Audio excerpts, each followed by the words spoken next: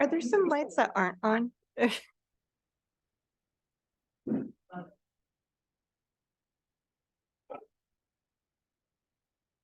Was that intentional? I mean, I'm fine with having less light on my face. Yeah. Hello and welcome to the April 25th Natural Resources and Environmental Commission meeting. We are going to start with our call to order with Chair Ella Hushagan. Thank you so much. It's 7:03 p.m. I'm calling this meeting to order. Could I have the roll call, please? Or do I do the roll call? So we have Chair Hushagan, Present. Vice Chair Siegel, Here. Commissioner Bortz, Here. Commissioner Hammond, Here. Commissioner Jones, Here. Commissioner Law has an excused absence, and Commissioner Tom. Councilmember Cacciati is not currently present. Staff present, we have Ted Gerber, Public Works Director, RP Kasparian, Environmental Services and Sustainability Manager, Mark Jimenez, and myself, Melanie Stepanian, Water Conservation and Sustainability Intern. I will pass it over to Chair Hushagan for our Pledge of Allegiance. Okay, let's all stand. Pledge allegiance to the flag, United States of America, the republic for which it stands, one nation, under God, indivisible, liberty and justice for all.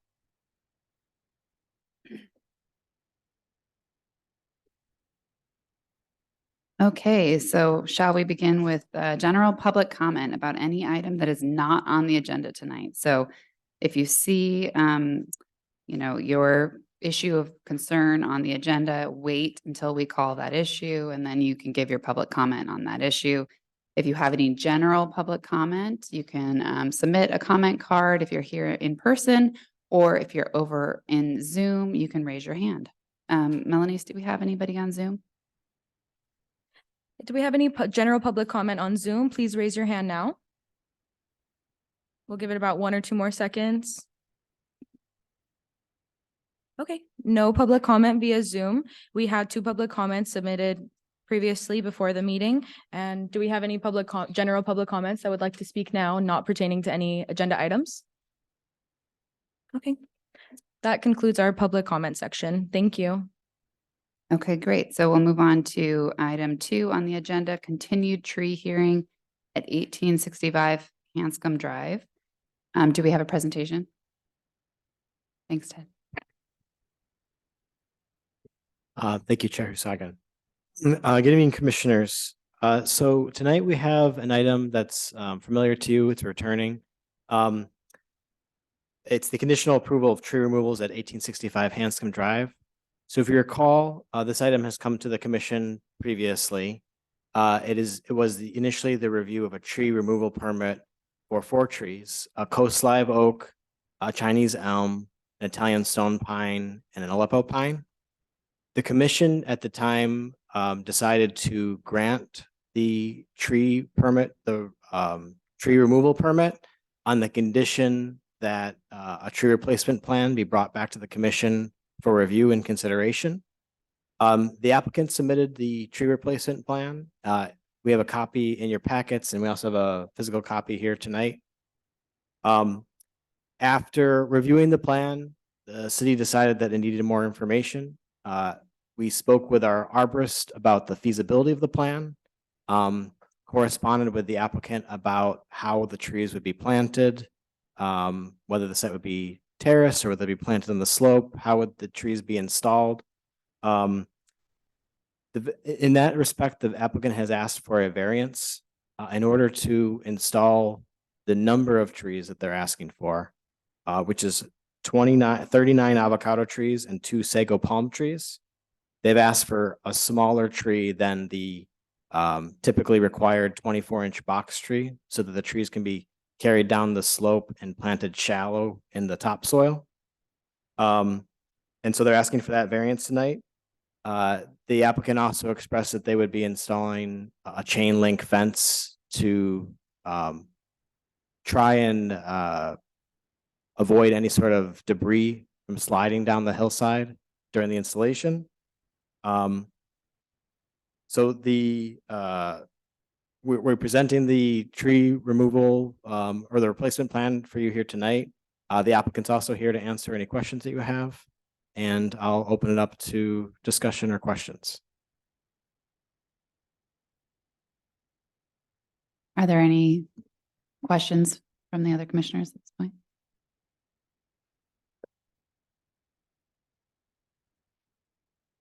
Mr. Gerber, so what you just said with the fencing, is that going to be permanent or is it just only during the installation? I wasn't clear to me. Sure. I'll ask the applicant to come up if he's here today. Oh, thank you, Mr. Imbus. So I'll stay up here for questions, then also he can address that question. It's an awesome slope. So the people on Peterson would like my lot to stay on Hanscom and not come to Peterson. So it would probably be permanent. Okay. That's what I had thought, but the way that Mr. Gerber described it, it sounded like it was during installation. I just want to make sure. It is very steep. Is the chain link fence? I'm just having a hard time understanding why a chain link fence would help with erosion. Is it going to have a retaining wall below it, or what? So I can address the chain link fence from the city's perspective. In our perspective, the question to the applicant wasn't so much how do you avoid erosion. There was a question posed about debris that's already on the hillside that might fall down during the installation.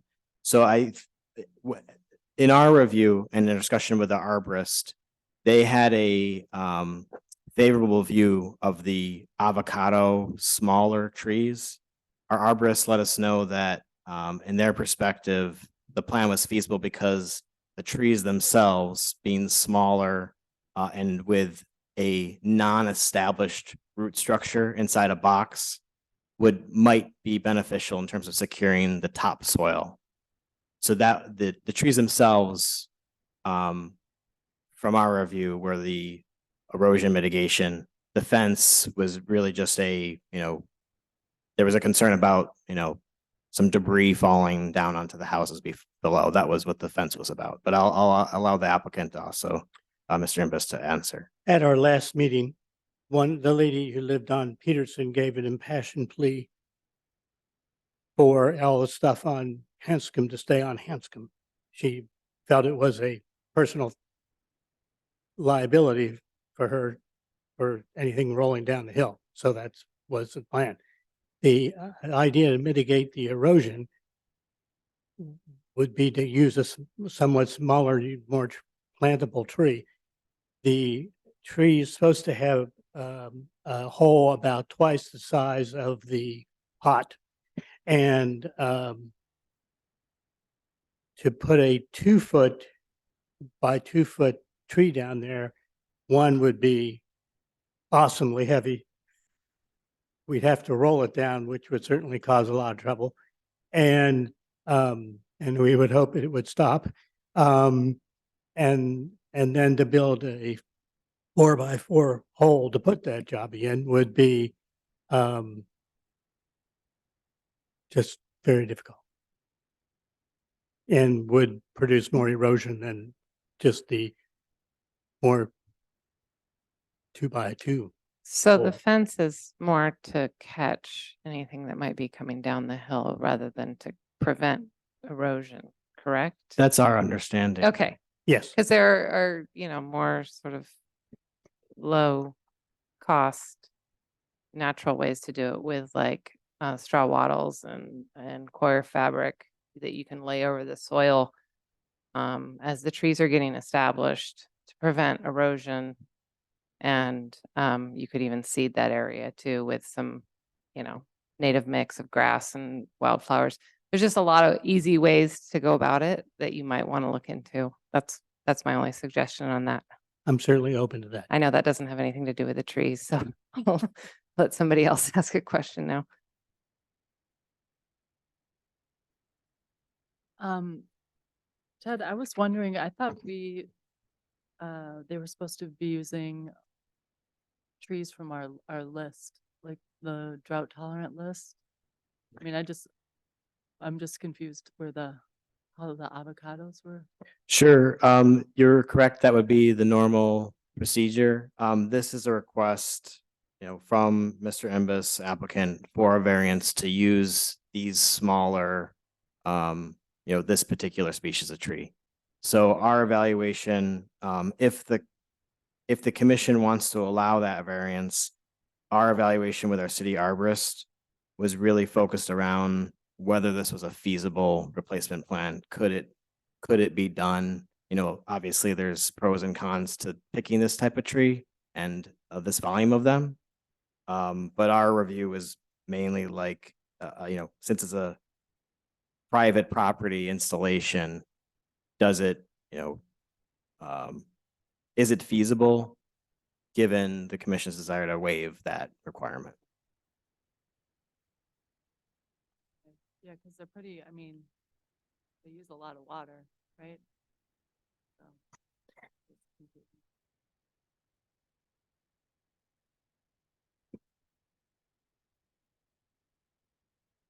Mr. Embus, did you want to address something?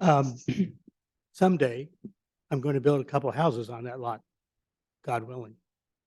At that time, maybe I'll use some of the gray water from the house, store it up and flood the trees once a week. So I'm sensitive to that issue. I don't know that if that would be, yeah, quite enough even water Yeah. for that many avocado trees, a fruit bearing tree. Unhouseable. Everybody gets showered.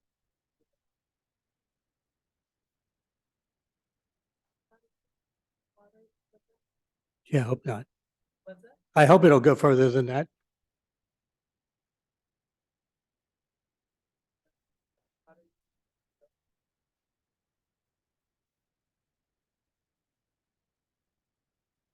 Oh, sure. Oh, I'm sorry. That's okay. They'd like about 2 inches a week Of water. of a drip. Yeah. Okay. It just doesn't address any of the, diversity. Yeah, and is there a personal reason why you chose to go against the recommended trees? It just seemed like the perfect tree for that spot. It's just with the right amount of sunshine. It can be kept to a smaller size than many other trees because they love to be pruned. And they have a shallow root that will, I think, hold the hill much better than anything else. So yes, I did study this and I think it would be an excellent choice. And it's a productive tree. What will you do with all the avocados? Give my grandchild to take to farmer's market. I don't know. Would you like some? Well, no, but they could bring in a lot of rats. You don't do something with Yeah. them, Of course. I just have a couple concerns about this plan because I know your plan down the road is to develop the property with possibly 2 residences. I guess my biggest concern in looking at this and thinking about the, tree ordinance and sort of the city's commitment to urban forestry is that it doesn't really, it's not balanced. You're taking away the trees around the existing residents, and I understand why. But if you look all around the property, there's other opportunities where you could plant trees and balance out the canopy a little bit and hopefully prevent some erosion on some of those other steep areas. And then the other concern I would have is that it is so steep. Getting in there and managing and maintaining and harvesting all of this is going to be quite a problem.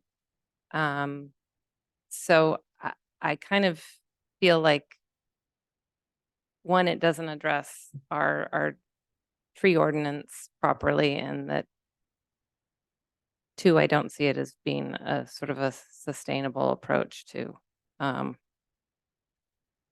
replacement requirement. Can I just ask a question? Did you consider, I mean, I'm guessing that some of this is based on wanting to keep the replacement trees on site because it's a, big investment. Did you think about locating some of the replacement trees in other places, or you wanted to keep them on site? I don't have any other place. But In the South city will, Pasadena. in a tree replacement plan, if Oh. you can't accommodate the number of trees in your particular lot, they'll work with you to identify like a park or, another public space that does need some trees. The number of trees I owe you, and I say, are 3 for the Aleppo, 4 for the Italian, 2 for the elm, and 18 for the walnut, for the oak. 18. To a total of 27. I can cut the 39 down to 27 if you'd like. No, I can cut it down to whatever you'd like. If you think the number is too high, I can cut it down. No, I wasn't. I was just asking if you thought about putting any of the trees on another site. That's all. Yeah, if you don't approve of this, I guess maybe I'll just see how much Ted wants for 27 trees someplace, wherever Ted wants. Should we take public comment unless there's any other commissioner questions? Are there any public commenters on Zoom? Do we have any public comments on Zoom? We'll just give one moment for you to raise your hand if you'd like to say anything. We do have 2 public comments here in the chambers. I will start with Janet Sedgwick. If you'd like to come to the microphone, you can speak and ask your questions. And you'll have, It's not too late if you just arrived and you want to make public comment. we have cards here if you'd like to make a public comment, and I will start the timer in just one moment. Janet, just make sure you press the button on your mic when you're ready. More. There we go. I just want to say I am one of the people that's downhill. And my concern again is about the erosion, digging up that much of the soil that is up there because it is so steep. I have worked that ground behind my house quite a bit, trying to plant flowers and stuff. It's very, very steep. And I know that my next door neighbor has had such a problem with a lot of the mud flow coming down. My concern is worrying about the fence. I agree. I appreciate the idea behind having the chain link fence because I think the hill previously at some point was kind of a dumping grounds and there's a lot of buried trash. And I know that, just a small rock starting to go downhill can pick up such speed and, hit something and just fly. And so I do appreciate that thought, but my true concern is worrying about the erosion. We're going to really stir up that soil a lot from all this planting. This soil's been sitting there still growing in its natural environment for so long. And just by digging it all up, I have concerns about the avocado trees as well. I have a dwarf avocado. We've had it for 7 years and it's this tall. And the ones I have, I've planted a couple on my property, don't do very well. The canopies are so large from those trees that are there. They get a very trickle of light, either that because we only get sun on the latter half of the day. And so the taller avocado that we do have, the leaves have just get fried by the time August comes by, it just fries it and it just never ever thrives very well up there. And sorry, I'm really nervous. But so those were kind of my real things. I do have a heart for our birds of prey that are going to be losing some of their taller trees on top of the hill. We would sit in our patios and watch, all the hawks, the owls, all the birds of prey that are up there. And so now by going to a shorter tree, I just feel like we've kind of lost a little bit of our habitat. And I do appreciate our natural habitat that we do have up there. That's one of the really cool things about it is that we do have, lots of animals and just the naturalness of it. And I mean, it's beautiful. Thank you.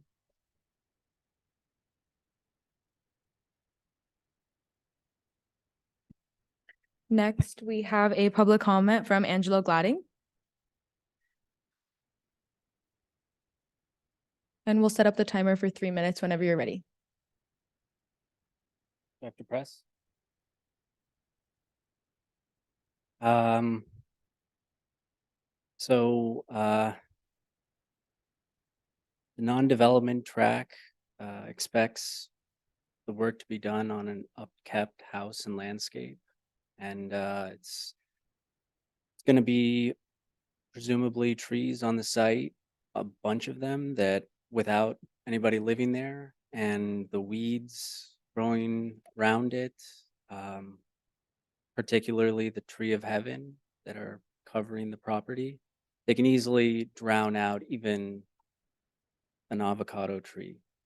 The tree of heaven is a nightmare, says the arborist. It requires diligent and careful execution, herbicide between July and September, and multiple years of it.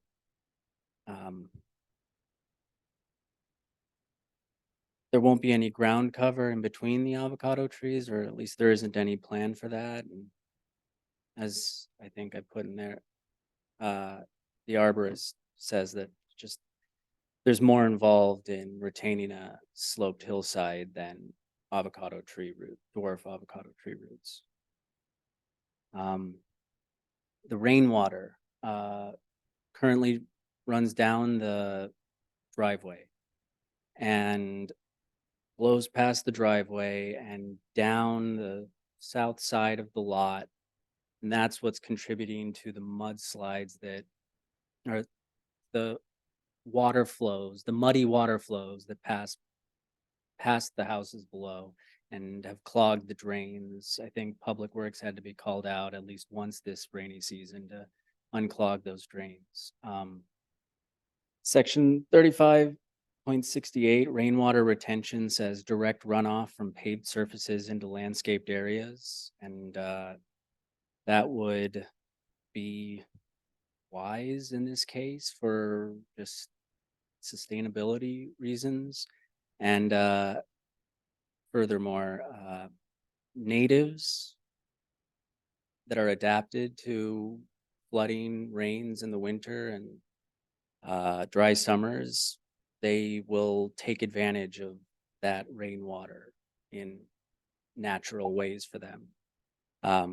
Also, capturing that rainwater helps fill the groundwater. And groundwater is why an oak and a pine's taproot goes 30 feet down into the ground, can sustain a tree all throughout the summer without any water, very little, very, very little. And also non-development is 30 trees and development is 60 trees. Just a reminder.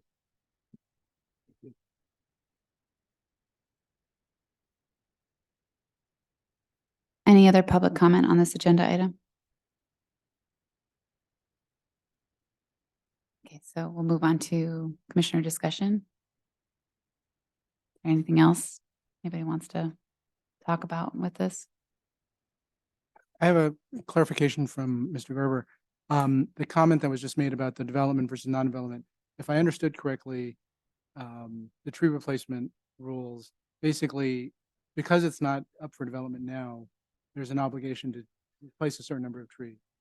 If and when there's development, there would be a additional requirement. Am I correct in that? I thought we had discussed that previous, but I don't remember what the exact requirement was. Sure. So this particular issue has caused a number of problems, obviously, that we've talked about this before and needing to try to rework the tree code in such a way that it makes sense, especially now that development is on the rise in the city. We've had other issues with, for example, we had a tree hearing last month, I think, that was for an ADU that also sort of got into this interesting dynamic because of the development rules around ADUs. So as according to our code, development's considered when a property has I think it's when they have a permit in place or they've entered the development process. Because this particular site has not started that development process, so they're not by the definition of the code, a development project, it has defaulted to the other part of the code, which is like a non-development replacement. So, assuming that the development doesn't start before this tree removal is resolved, then no, there wouldn't be, any sort of like follow-up development associated tree requirements. It would be two separate processes. I'm not sure if that answers the question. Okay, so if I'm hearing you correctly, right now, as a non-development project, there's an obligation to replace a certain number of trees. But because there isn't a development project, assuming there isn't a development project started before these trees are planted, I guess effectively, if we approve it, then whatever obligation, then the tree replacement's been satisfied. And if they do a development, the only additional tree replacement that would be necessary is in the event that as part of the development, there were additional trees removed or something. Otherwise, what's done as a non-development tree replacement is the end of it. I think that's what you said. Yeah, I mean, once the tree removal permit has been issued, it's been issued for that removal. Now, like whether it was done before development, they'll get real sticky as to, then we get into, like how development rules work in terms of, filling application requirements for development to proceed, which includes tree removal. So I wouldn't define it as so much as like before development happens. It's probably a little more complicated than that. But just assuming that development is far off for the site, and yeah, this tree permit is issued before any of that happens, then yeah, it would be a separate issue. Wouldn't be entangled with the development process. Okay, yeah, I mean, on that issue, then I agree with you. I think the tree removal permit, code has to be changed so that, again, I'm not suggesting that this applicant did anything other than, have the code as it is, but that doesn't make sense to me because, you're then imposing a greater requirement when there's development and a lesser, and it's just the phasing of it shouldn't be different. So. Sure. Okay. Yeah, that's understood. Thank you. Ted, can I ask a question? Absolutely. So there was a earlier reference to the like preferred tree list, and you said that there's a variance here for the size of the trees. Is there also a variance for the type of tree, or that's the list is inapplicable to this application? So there is no, the applicant's requesting a variance, like we would, given how this story has progressed at this site, and now we're back here proposing the tree replacement plan. If in another more typical circumstance, we would require to go off the size and the list. But as we find ourselves in sort of a unique situation with the site, with the number of trees required, with the applicant's request, the applicant's asking for that variance, under no obligation to grant that. You could ask the applicant to return a different tree replacement plan that's more in line with the standard requirements. But we're facilitating his request for this plan, having found that, whether or not the plan is preferred, it's feasible. Does that help sort of frame it? Yeah, thanks. I have another question as well. What size is being proposed? Is it 15 gallon or 10 gallon or 5 gallon? I mean, there's nothing stated, so in theory, he could put in a 4-inch pot. Yeah. So I guess that's one concern. And then is there any sort of,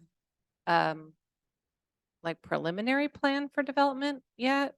Because, I mean, this is just all hypothetical and I'm not saying that you would do this, but, if you're putting in small trees and then say in 4 years, those trees have just a 3-inch caliper, in theory, you could just remove any of those replacement trees and not have a penalty for it.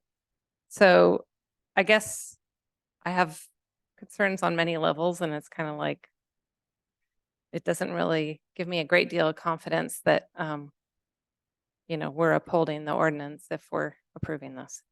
Mr. Embassy, do you want to address that? Probably it'd be a 7-gallon pot. The pot can't be 4 inches, but it certainly can't be 4 feet because you can't make that hole that big. And we're mitigating the erosion issue by keeping the pot somewhat measured.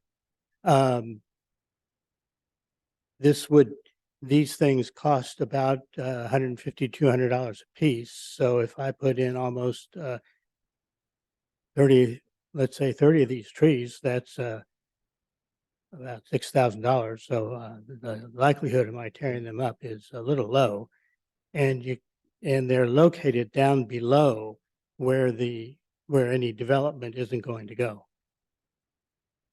I'm sorry, did you say 7-gallon pot? It'll Well, they come in 5, 10, or 15. And 15 gallons are still pretty small trees. I mean, they're just a stick. So I would be concerned if you're putting in something smaller than 15. Well, they sell my avocados mostly 4 to 6 feet tall. So that's what I was thinking, because that's what I can carry down the hill.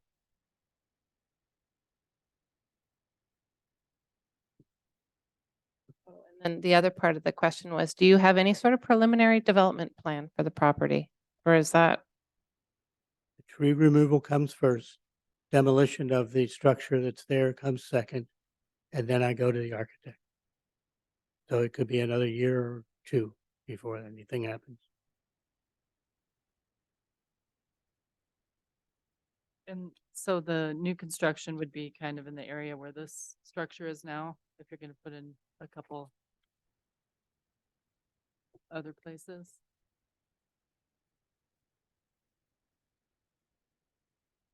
If I may approach.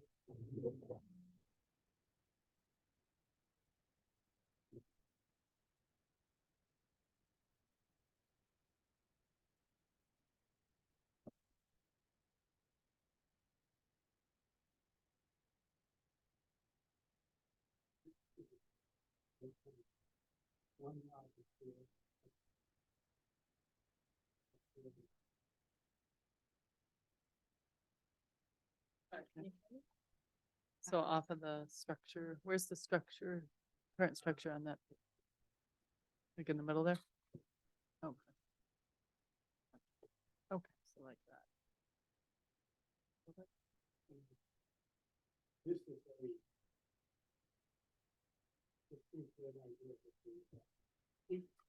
Mhm.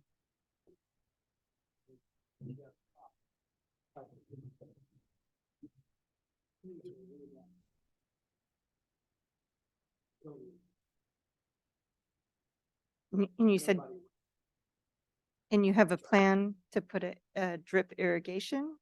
You already have irrigation to this part of the back side of the lot? Mhm.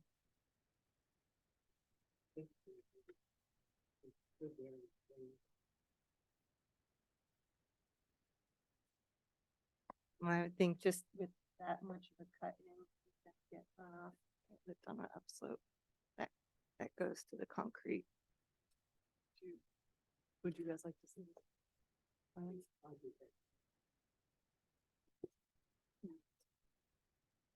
Thank You can take your plan with you, Mr. Embassy. Do you want to? Yeah. Do you want to take your plan with you? Mm. There you go.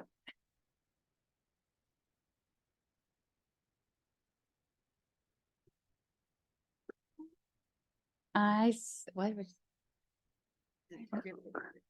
mean, to me, this whole episode with this tree removal and tree replacement plan approval process has exposed some problems with our tree ordinance. And I think the commission would like to see that ordinance updated, you know, to add some of the things we're concerned about, and maybe that's something we can work on in the coming year. That said, you know, I would probably make a motion to approve the tree replacement plan at this point. I think this has gone on for quite some time. I think it's unfortunate that the applicant hasn't worked more collaboratively with the community to sort of present a plan that is more palatable to the neighborhood. But that's where I'm at. I am opposed to the tree replacement plan for the reasons I've discussed earlier. I do think that, you know, the applicant's in a tough spot because he's purchased a lot that's got a lot of problems. But at the same time, you know, our tree ordinance kind of outlines how to go about this process in a way that, you know, is logical. But because this is happening before development, which most of our tree removal hearings are in the process of development. But I agree with Chair Hushagan in the sense that we don't have a protocol for this scenario. But nonetheless, I think that as a good gesture to the community and to the neighbors, it would be great to see trees that are in character with the, you know, the drought tolerant list and our native list as replacement trees, and put in locations that will help provide a little bit of aesthetic and functional benefit to both the property and the surrounding landscape. That's where I stand.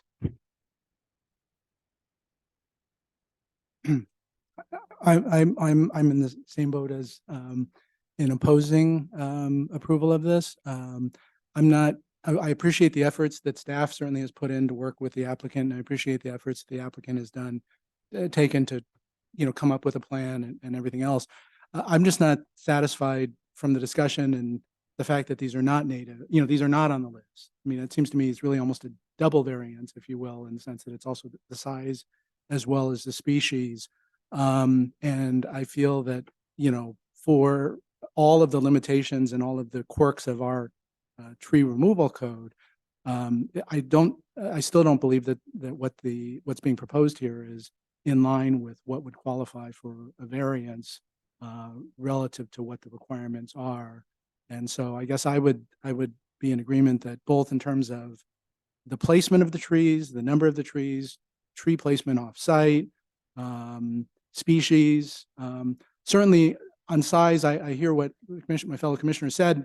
This at the same time, knowing the steepness of the lot, I'd probably be willing to go smaller, if only because I get why, you know, 2 foot by 2 foot trees are going to be a challenge to put on that hillside.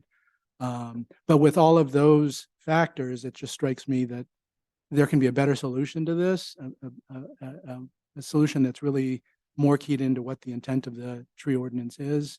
And so I would make a motion to, I guess at this point, it would be a motion to deny the application for the variances and ask, or maybe ask Mr. Gerber, but it's really a matter of figuring out what the right course of action is from here for the applicant to work with the direction that the commission gives relative to what would be an acceptable plan for the commission to approve. I'll second that motion. And would like to see a new plan possibly brought forward, worked with the city a little bit more to be more within the guidelines.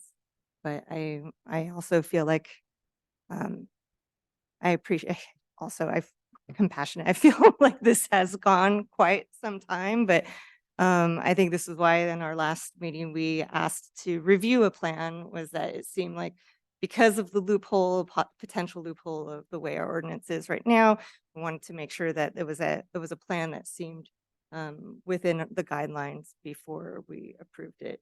And it seems like there could be another loophole that could be had here with very small, not identified how big those avocado trees are. Without the property properly, anybody being on the property, I do worry about them succeeding. And then also of the loophole of them being so small that they can be removed later. And that would be completely fine. So just would love a new plan that's a little bit more straightforward within the guides of either native trees on that property that are a little bit bigger, maybe spread out so it's not disturbing one location, one area on the lot for erosion issues. And or else if you feel like the property is just not, it's too complicated to try to develop on your property, then yes, we would be happy to see a replacement plan that is more under the city's canopy. So we do have a motion. Would you like to? Sorry. Do we want, because this has dragged on for a very long time, provide any guidance on any variances that we might accept? For example, you were speaking to size. We might be okay to size. We may not be okay to not being on the tree list. We want to give any guidance so that it may make it easier for him to decide on a plan and bring it back to us. Well, I would make the first suggestion of looking at the tree matrix that was generated. And I do believe there is a category in there for erosion control and to select tree species that are, can accommodate, and establish quickly and help stabilize the slope better, as well as drought tolerant and or native. I think that's probably the best direction we could give, because that tree matrix was very well thought out by our former arborist. Would we be willing to grant some tree variances, like some avocados in a mix with natives and drought tolerant? Yeah. Okay, so with that, I think we can vote on the motion. presented. Wonderful. Yeah. So the motion is to deny the approval of the tree removal placement plan at 1865 Hanscom Drive with the connotation that the trees will establish quickly and are drought tolerant and will reduce the erosion on the property. And I Anything- think part of the motion is also to present the replacement plan at a future meeting. Correct. So that was first by Tom and second by Commissioner Hammond. I will go through a roll call now. So first we'll go to Chair Hushagen, Yes. Vice Chair Siegel, Yes. Commissioner Boards, Yes. Commissioner Hammond, Yes. Commissioner Jones, Yes. Commissioner Law is absent, and Commissioner Tom. Yes. The motion passes. This will be brought back at a future meeting and reproposed to the Natural Resources and Environmental Commission. Thank you so much.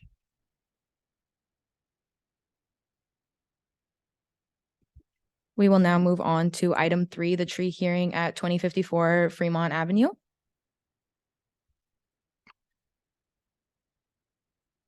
So this item is not related to a tree replacement permit. In this circumstance, the city was notified that there had been trees removed without a permit. The city issued its standard replacement requirements post tree removal. And there is no applicant. The property owner had asked for a reduction of that requirement, having removed the trees without a permit.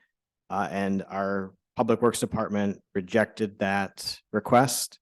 And so the property owner requested a hearing before NREC and would like to state their case with regard to the situation leading up to the tree removal. So I believe the applicant's here tonight. I invite them up to discuss it if they are here. Okay. We were under the impression the applicant would be here for this item, so maybe on Zoom.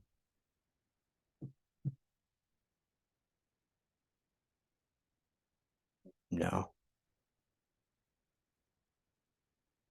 Okay, so I can answer any questions you have about this item. Are there any questions?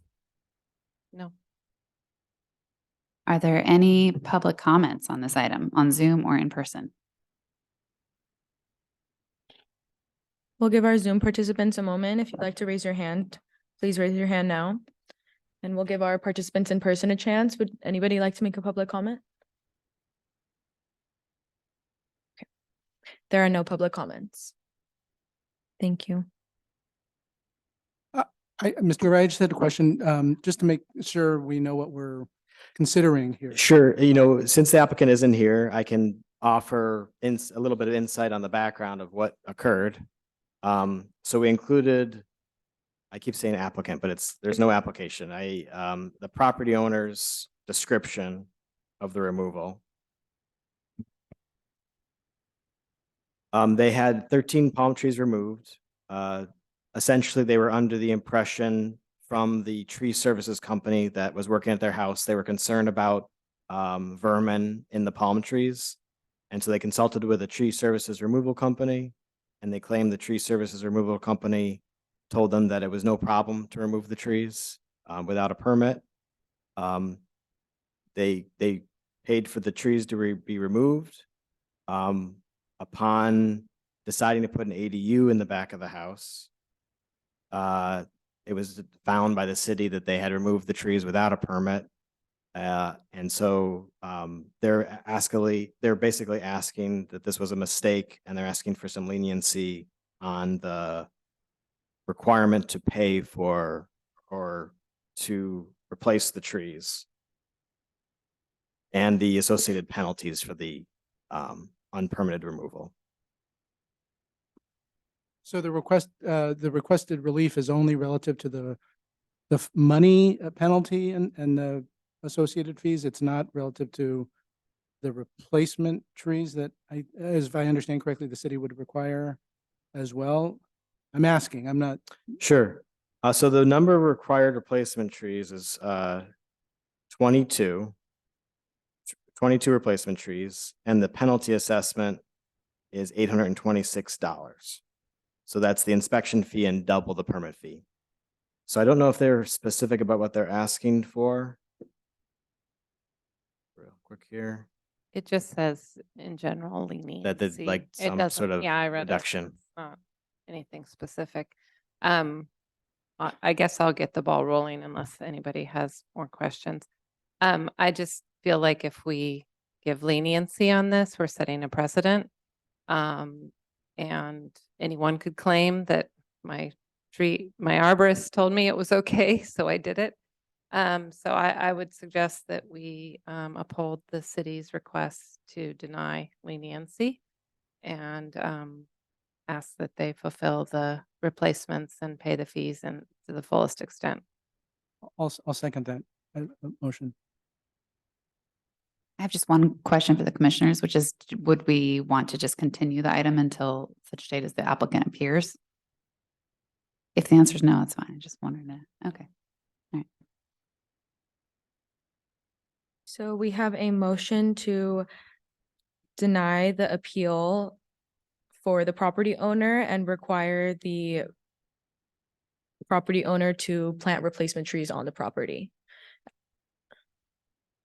It doesn't have to be on the property, but they have to either pay for city's replacement plan or on their property, or a combination of both. Basically that we're not in favor of any reduction of either fees or tree. Or the replacement. 22 trees. The 22 trees can be in any combination of But they must property or meet that- public. Yeah, Meet that number or Yeah. pay the fees involved with that both. value. Okay, absolutely. So we have a first by Commissioner Jones, and who had the second? I did. Commissioner Tom. Thank you. So we will do a roll call now. Chair Hussagen, Yes. Vice Chair Siegel, Yes. Commissioner Bortz, Yes. Commissioner Hammond, Yes. Commissioner Jones. Thank you. Commissioner Tom. Yes. Thank you. The motion passes 5-0 and 6-0. I apologize. Thank you. And we will move on to our presentation of the fiscal year 22 through 23 water conservation program.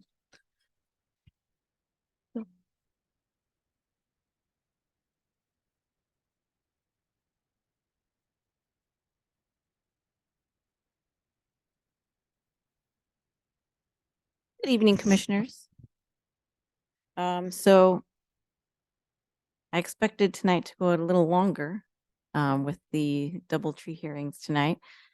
I wanted to present to you a summary of our water conservation program over our current fiscal year of 22-23. Tonight, it's just going to be an informational presentation. And then at our next meeting, we'll be able to get into the nitty-gritty details of the program and have it as an action item for what you would like to recommend to City Council to approve for the next fiscal year 23-24. Next slide, please. Thank you. So just a reminder of our water conservation program. I know we go through this every year, but I know we have some new faces tonight, and anyone who is listening who'd like to learn more about our program. It mainly contains 4 components. The first is we have 2 rebate programs. The first is the Metropolitan Water District Rebate Program. That's rebates that the Metropolitan Water District manages, and the city is able to co-fund those rebates. The second one is a separate city rebate program where we decide and handle all of the applications of what we'd like to rebate in the city. The third component are water use assessments. So currently we're going through the assessment, partnered with SGV COG to issue those assessments for anyone that would like. They are free assessments. And lastly, water conservation promotion. As a reminder, the water conservation program is funded through a water efficiency fee, which is 14 cents per unit of water billed to all water customers. And the program has helped the city reduce its water use by 15 to 22% on average per year compared to 2013 levels, which is when we first started the program. Next slide, please. So just a reminder of how the MWD rebates work. It is a separate program that they run on their website, SoCalWatersmart.com. The city adds supplemental funds to these rebates. So as an example, if MWD has a rebate of $40 for a toilet, the city can add a supplemental fund of $110. So South Pasadena residents would get a total of up to $150 in rebates. And residents and commercial businesses can apply directly on their website, SoCalWatersmart.com. Okay, so this is a reminder of what we went through last year. What I have here listed are some of the MWD rebates. These are kind of like the most popular ones that we have on there. This is the same table that we had last year of what the MWD incentive was. What the commission here decided to do, which is to double all of our co-funding or match. And you'll see at the very last column, that is the co-funding amount that we had decided on for this fiscal year. Next slide, please. And this table is a reminder of what we decided on for our city rebates. These are all of the rebates that we offer in the city. We had 4 rebates, the plants, native trees, drip irrigation. We had the sprinkler nozzles that we decided to remove. And we also decided to add on a few other rebates, including the high efficiency dishwashers, high efficiency clothes washers for multifamily, and having a gray water laundry to landscape conversion rebate as well. Again, the commission decided to double the amount of rebates that we had offered in the previous fiscal year. Next slide, please. Thank you. This is a summary of some of the outreach efforts we've done this year. As you remember, we also had to cut back on the number of days per week that we are watering our lawns. We moved to a stage 2 drought.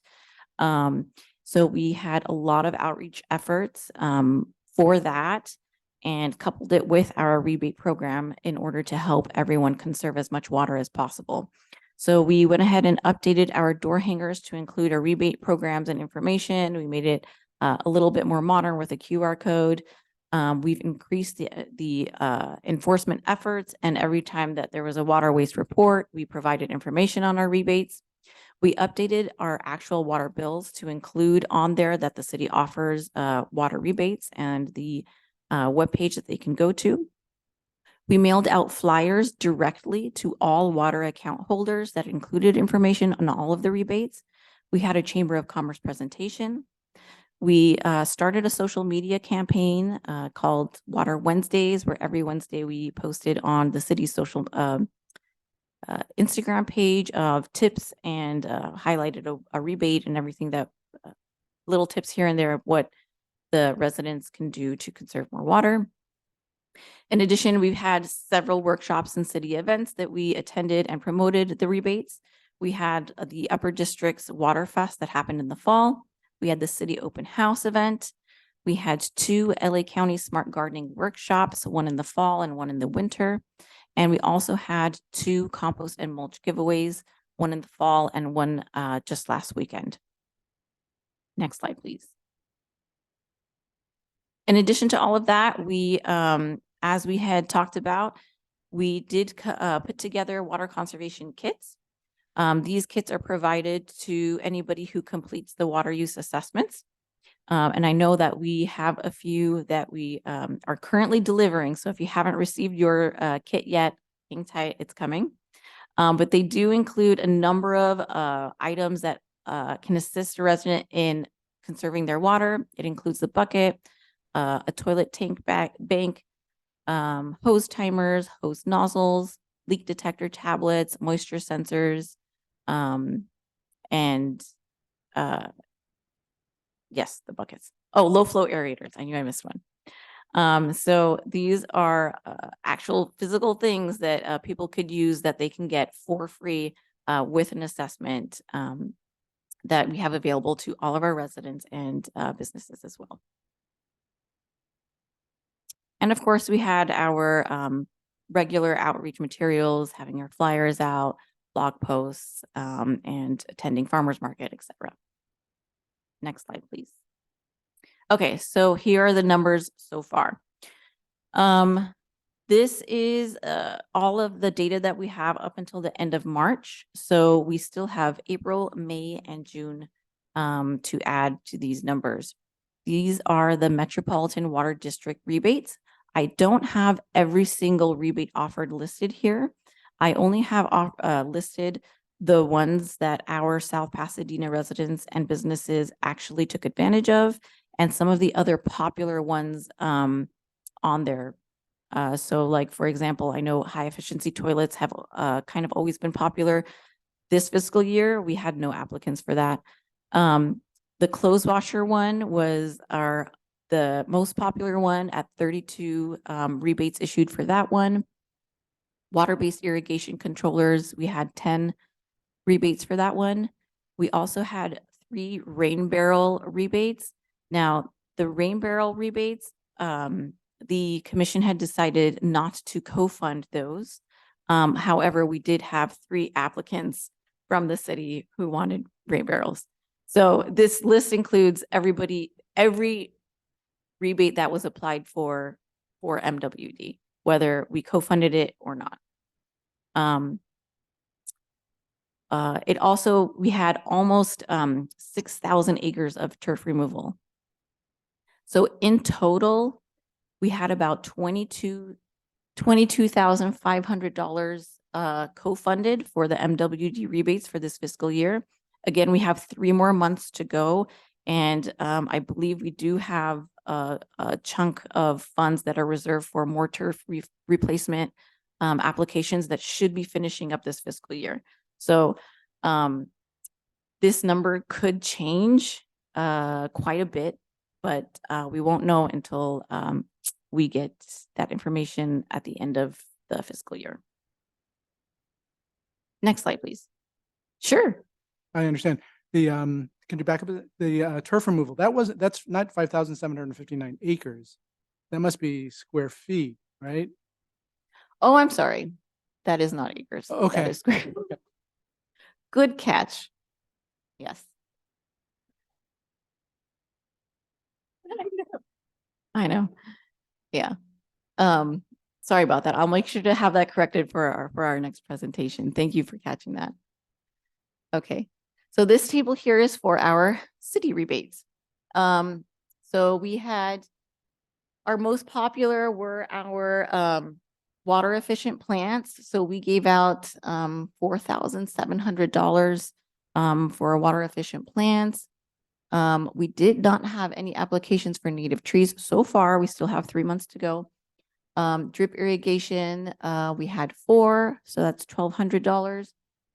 Dishwashers, this was our new rebate of the fiscal year, and it was quite popular. So we had 7 applicants for that for a total of $3,500.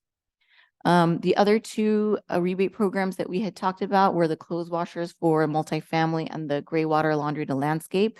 We had not yet implemented those 2 rebate programs for this fiscal year.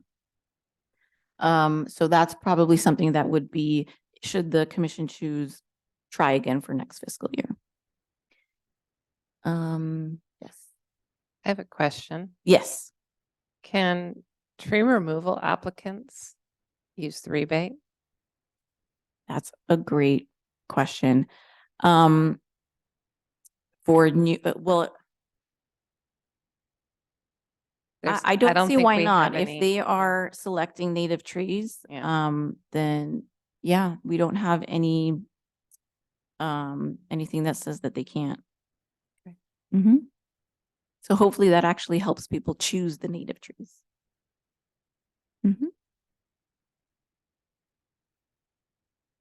Okay, so this is a quick summary of what we had budgeted this fiscal year.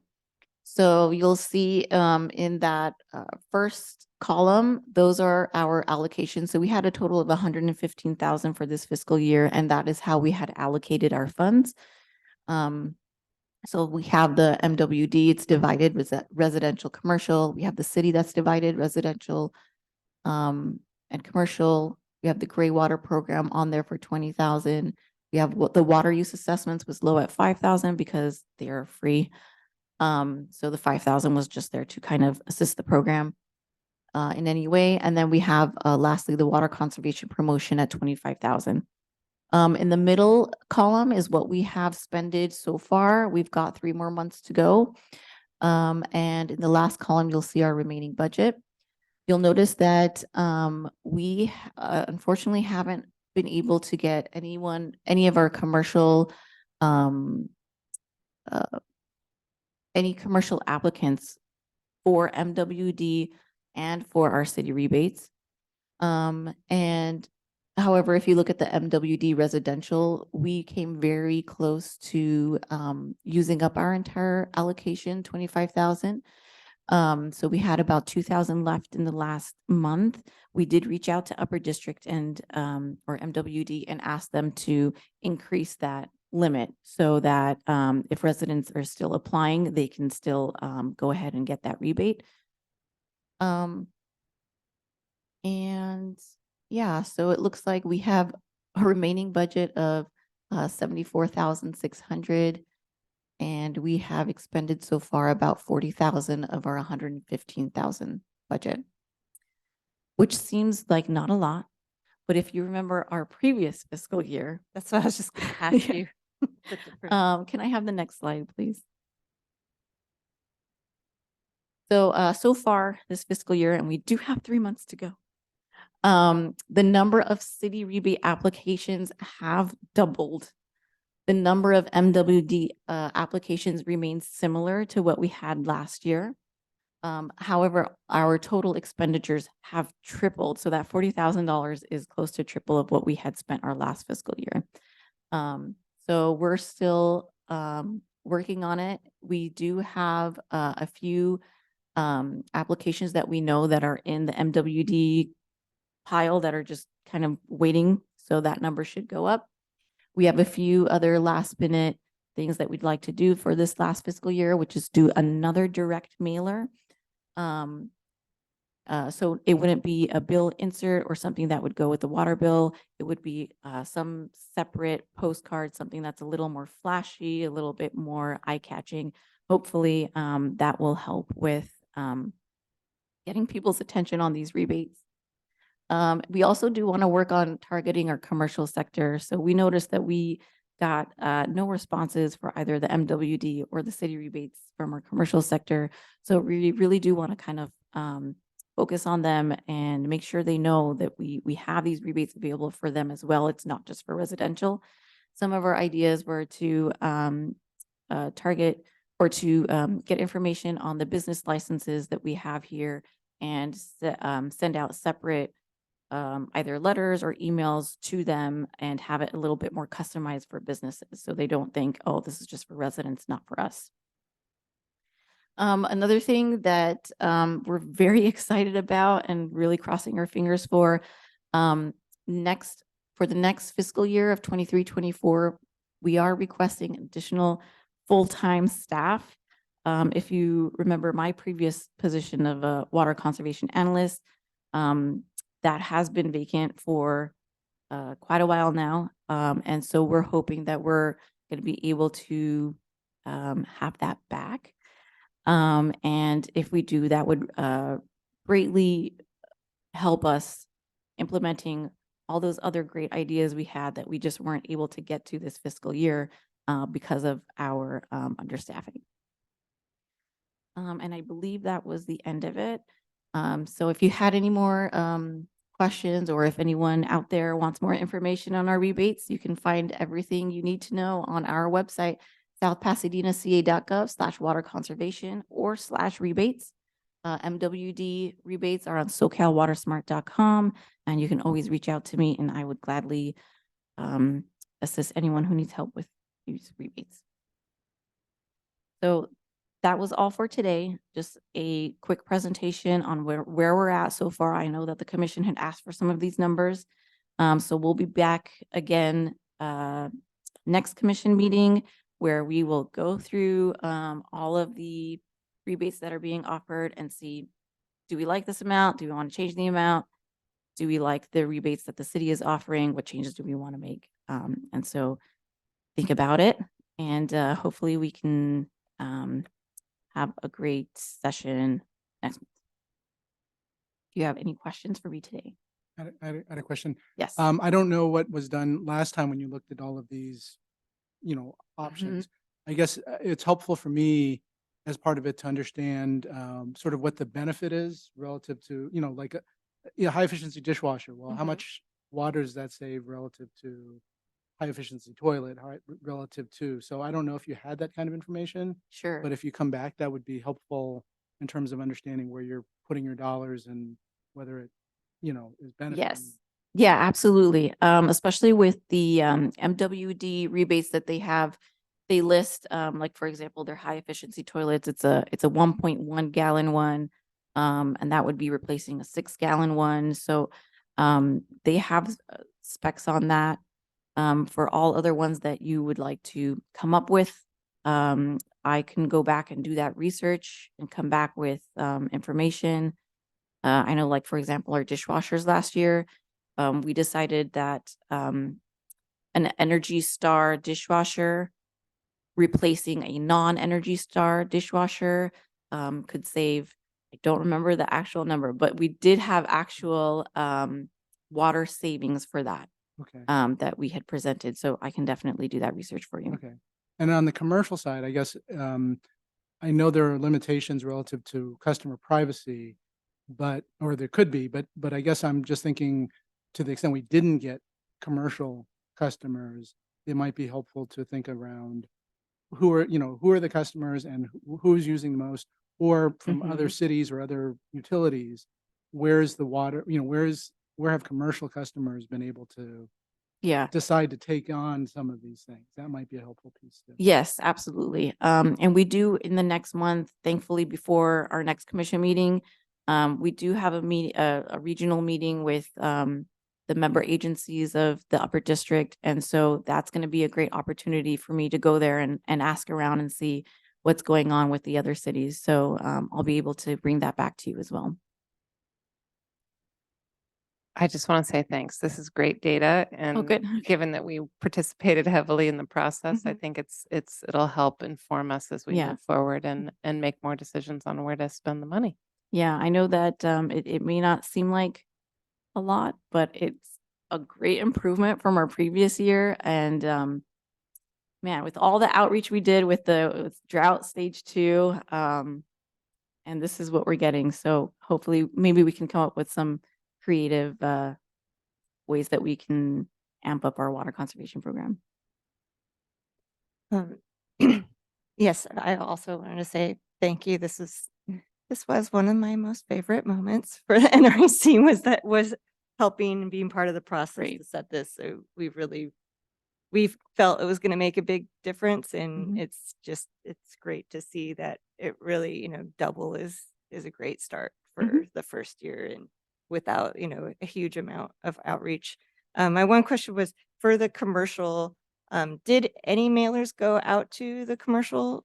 We had, sector at all? mailers, go out to all water account holders. So, Okay. it did go out to all of the businesses.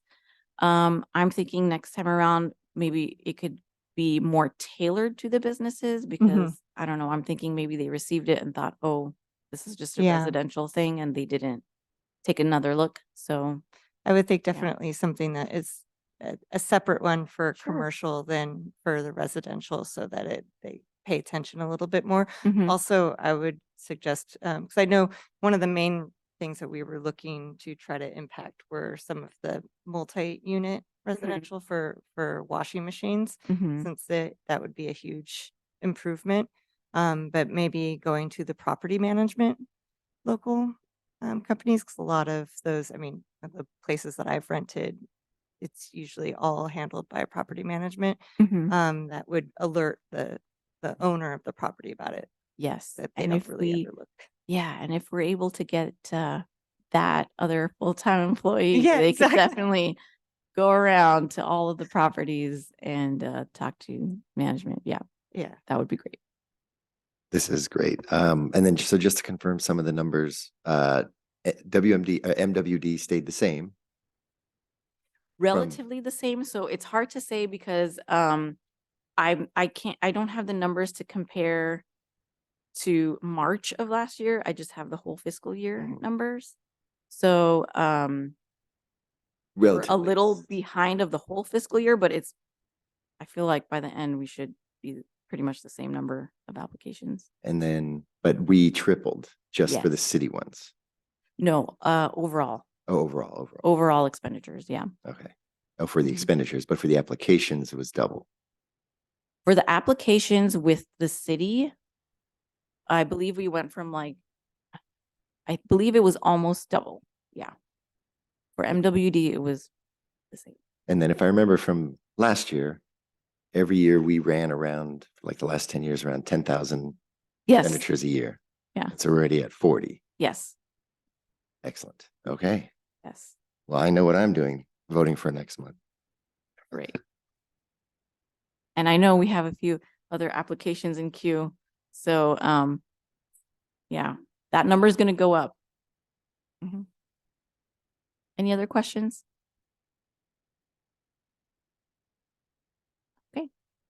Thank you very much.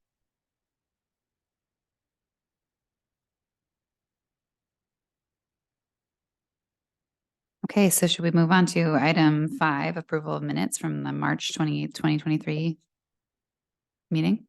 Okay. Has everybody had a chance to review the minutes? Any motion? I'll make a motion to approve the minutes from the the March 28th, 2023 meeting. I'll second. So we have a motion to approve the minutes from the March 28th NREC meeting. We have the first motion by Chair Husagan and the second is by Vice Chair Siegel. I'll have a roll call now. Chair Husagan, Yes. Vice Chair Siegel, Yes. Commissioner Bortz. I wasn't at that meeting. Okay, abstain. Abstain. And Commissioner Hammond, Yes. Commissioner Jones, Yes. and Commissioner Tom. Yes. Thank you. The motion passes 5-0 with one abstaining. Thank you. And we will move on to item 6, our selection of officers. Yeah, so this is on the agenda tonight because at the last meeting, which I was not present and I think Commissioner Siegel was also not present, you all voted to make us the chair and the vice chair. Unfortunately, for some personal and professional reasons, I can't take the chair role right now.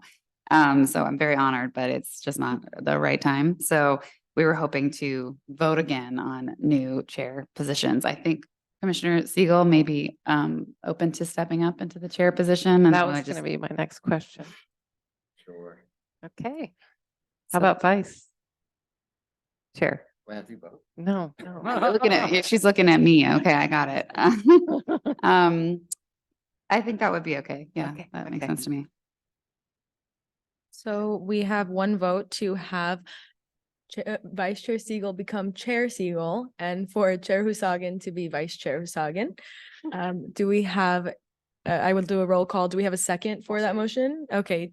Thank you, Commissioner Tom. So now we'll go through our roll call. So I'm still going to refer to you as chair for this one, so you That's can vote. So Chair Husagan, Yes. Vice Chair Siegel, Yes. Commissioner Bortz, Yes. Commissioner Hammond, Yes. Commissioner Jones, Yes. Chair Law is absent, and Commissioner Tom. Yes. Thank you. So congratulations to our new Chair Siegel and our Vice Chair Commissioner, not Commissioner, our Vice Chair Husagan. And we will move on to our communications. Our City Council liaison is currently absent. Would you like to speak on any from City Council or? No, I'm so sorry. I'm so sorry. So we'll move on to our Commissioner communications. Any commissioner communications? I don't have anything tonight. I just want to encourage everyone to consider the rebates. They are fantastic and very generous. And I feel like there's a lot of people that could benefit from using less water.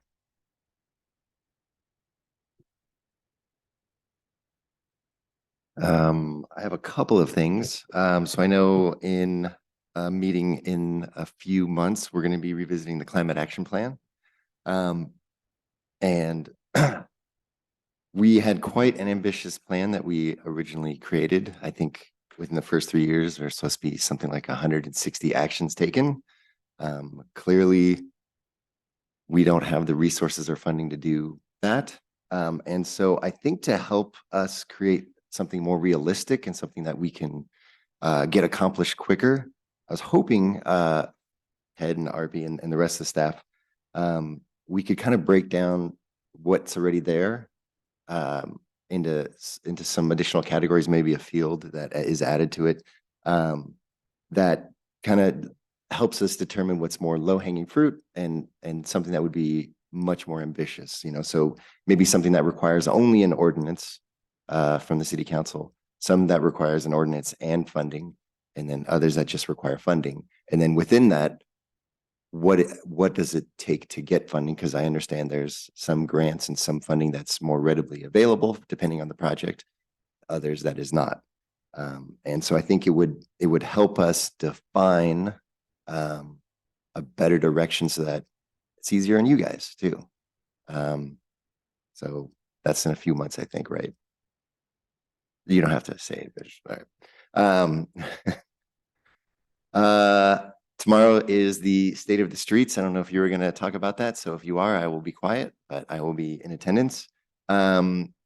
Eclectic Festival is this weekend, and there will be a bike valet since we want to take advantage of our metro station and the tons of people who will be coming from outside South Pasadena.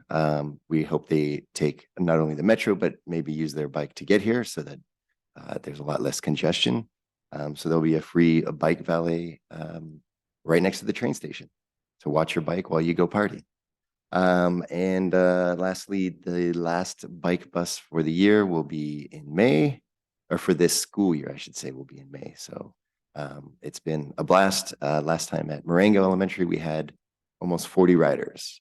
And so there's clearly desire. And so we're just going to keep it up and hopefully expand for next year. Thank you.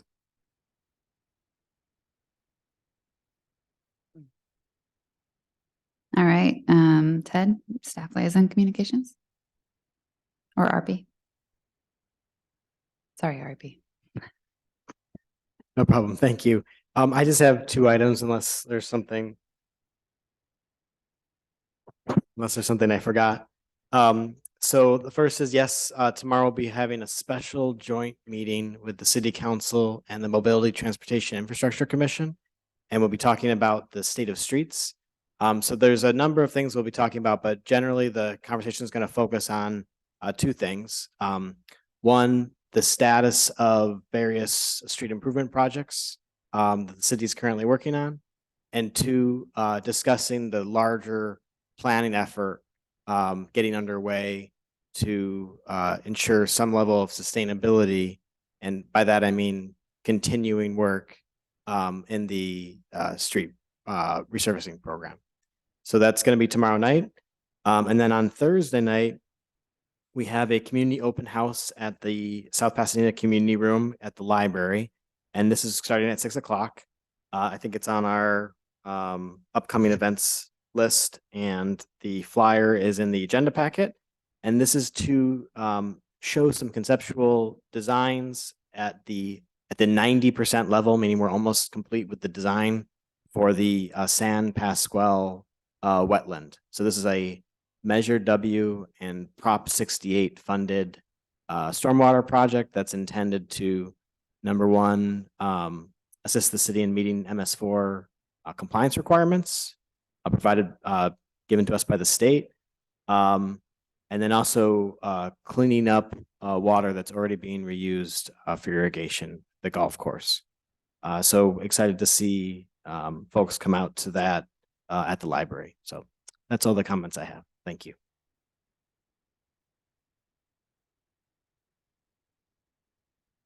I just have a few quick things. I know that we've been talking a lot about the tree code and some of the things that the commission might want to work on in the next fiscal year. Keep thinking of what you would like to see. We will be working on our work plan, hopefully in the next commission meeting. So take notes, think of what you'd like to see. I'm hearing tree code, I'm hearing building electrification. So that's coming up. Another thing, I just wanted to recap on our Earth Day activities that we had recently. I hope everyone enjoyed their Earth Day and had a wonderful Earth Month. The Sustainability Division had our Earth Day proclamation at our last City Council meeting. We had some tabling happening before the council meeting to, again, promote all of our programs that we have. We had a tree planting at Arroyo Park. We planted 2, gosh, I forgot the scientific name, but I think it's the pink trumpet trees at Arroyo Park in honor of Earth Day. And we also had our compost and mulch giveaway day on Saturday. So all events super successful. So just want to also give a shout out to Melanice for helping me so much with coordinating everything. I know I've been gone a while, so she's been on top of all of those things. So shout out to her. And I hear you on the climate action plan. I will definitely work on picking out those low hanging fruits. But yeah, as you can see, a lot of the stuff is needing funding and staff and all of that. So that is coming up as well. Oh, thank you. Okay, so I think, do I speak about upcoming events? Yeah, okay. So Ted already mentioned that there's an open house on the Arroyo Seco Water Reuse Project on Thursday. Commissioner Siegel mentioned the Safe Streets, or State of Streets special meeting tomorrow night, which is really important. There are, various dates for the LA County Smart Gardening webinars, which you should find in that link that is in the agenda packet, and various dates for turf removal and native landscape webinars as well. And we encourage you to seek those out. If there's nothing further, I can adjourn the meeting. Yes, okay. Nothing further? All right, this meeting is adjourned at 8:26 PM. Thanks.